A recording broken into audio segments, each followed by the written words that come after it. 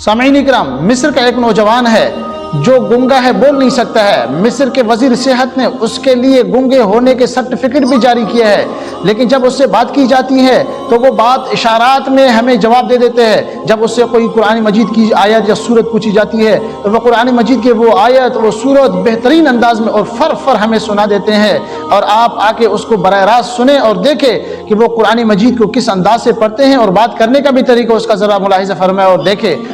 طب انت شفت حاجة معينة خليتك تبقى كده؟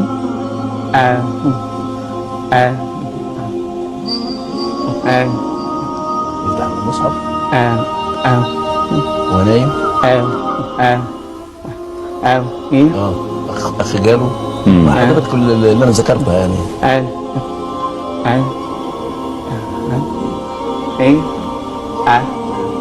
ممكن تترجم لي ليه؟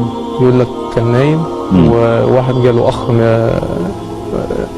رؤى يعني رؤيا يعني في المنام، وقال له اقعد هنا كده اهوت وافتح المصحف. اقرا ايه واحده؟ اقرا ايه واحده كانت ايه الآية؟ آية ايه؟ الايه بقى الايه واقراها.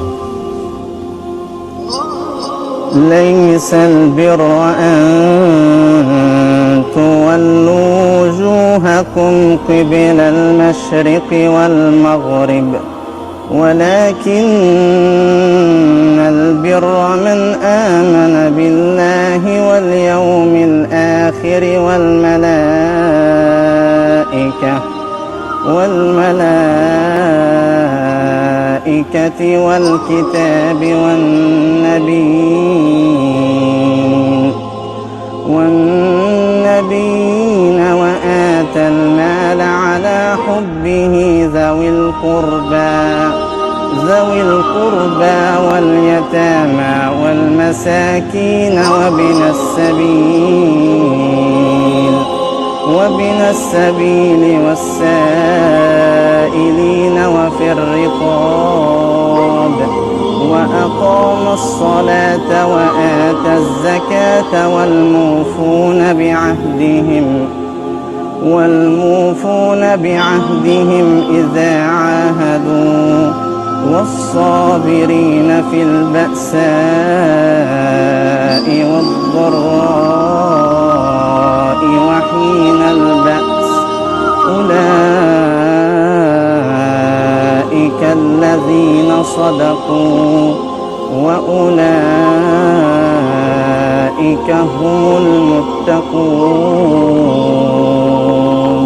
دي الآية اللي انت قرأت لك في المنام وبعدها قطع بقى ومشي عمل له يعني قال له هيبقى في لقاء تاني.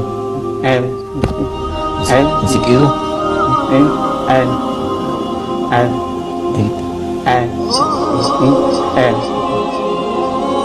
يعني هيجي تاني، هيجيله تاني. وجالك تاني؟ لا لسه.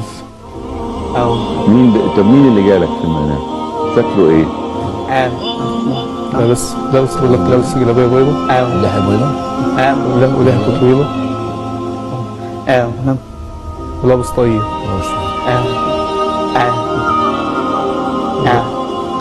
وطويل.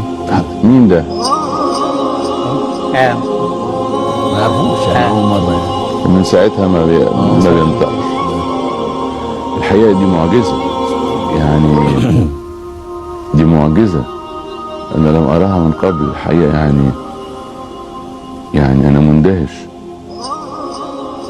يعني لولا إن أنا كمان معايا تقرير طبي بيقولوا ما بيتكلمش من وزارة الصحة المصرية قدام حضراتكم.